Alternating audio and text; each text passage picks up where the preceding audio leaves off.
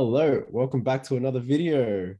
Ordered selections, combinatorics, all the good stuff. But before that, a joke. What does Batman like in his drinks? Just ice. Just ice. That joke doesn't work, but it's fine.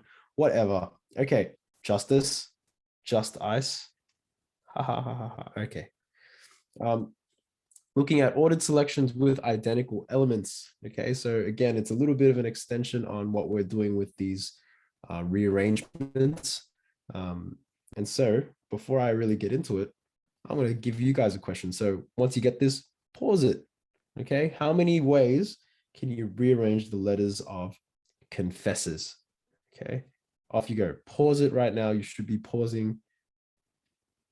Give you guys like a minute or so to try and find out if you can figure out how many ways you can rearrange the letters of the word confessors. Okay, you should have paused, but I bet most of you didn't and you're just watching, so I look like a fool. That's fine. Okay, so what we need to do is we need to understand that there's some elements that are identical. Now, it doesn't matter if I swap those two S's. No, it's going to make the same word.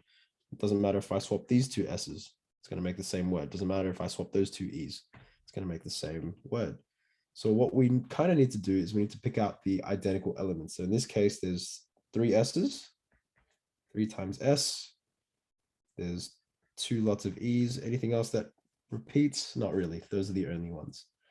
So the way that we would think of the number of arrangements is there's going to be 1, 2, 3, 4, 5, 6, 7, 8, 9, 9.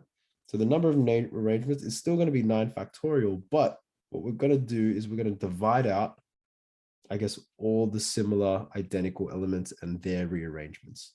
So it's going to be 9 factorial over 3 factorial, because that accounts for the different S's in the different positions. That doesn't change my word. And then I'm going to multiply it by 2 factorial because that accounts for the E's. And that there should be an answer. I'm not going to put it in the calculator because I don't know what it is. But that there would be your number of arrangements, right? So in general, the number of arrangements kind of goes like this. And I'll write this in a formula for you. Let n be the number of letters. That's the main one. It's going to be n factorial over r1 factorial times r2 factorial, where r1, r2, and etc. equals the the number of arrangements of identical elements. Okay, so that there is your formula here. Okay, now let's do a couple more examples. It's a simple concept, but in practice is a little bit more difficult. So I've got 2 questions here where we can use that. So just remember, n factorial, that starts at the top. And what we're going to do is we're going to divide out all the identical elements and their rearrangements. Okay, n factorial up the top, divide by the identical rearrangements from the identical elements. Cool. How many ways can you rearrange the letters of the word? Of course, I tried to pick the longest word that had the most doubles. Parallelogram. Okay, so here for a question like this, I'm going to look, what are my identicals?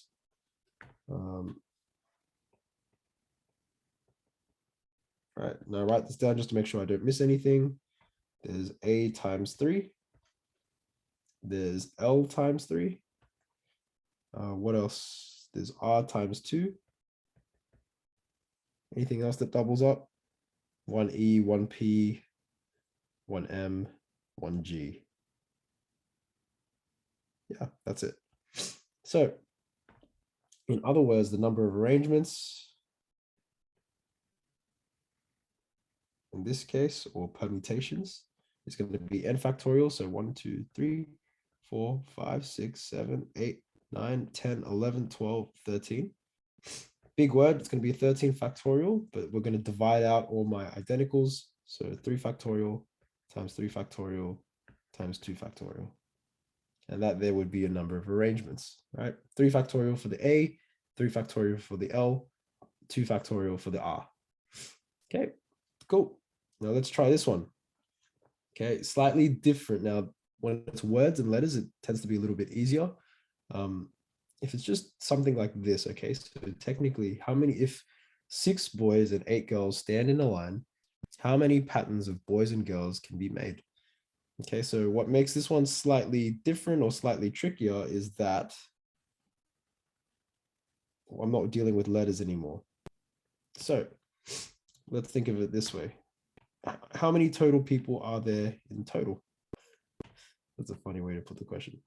So there's a total of 14. So it's going to be 14 factorial, right? But in terms of the identical, in terms of the identical elements, in this case here, we don't care about the particular people in the particular order. We just care about the pattern of boys and girls. So in other words, there's 6 boys that can be arranged in 6 different ways. So I'm going to divide that out. And then there's going to be multiplied by 8 factorial because there's 8 girls and there's 8 factorial ways to rearrange the girls. So that the 14 factorial over 6 factorial times 8 factorial, that would be the number of arrangements of boys and girls in this line with 6 boys and 8 girls. Okay, hopefully that makes sense and hopefully that helps. And that's it for today. That's the lesson. And I'll catch you guys later. See ya and bye-bye.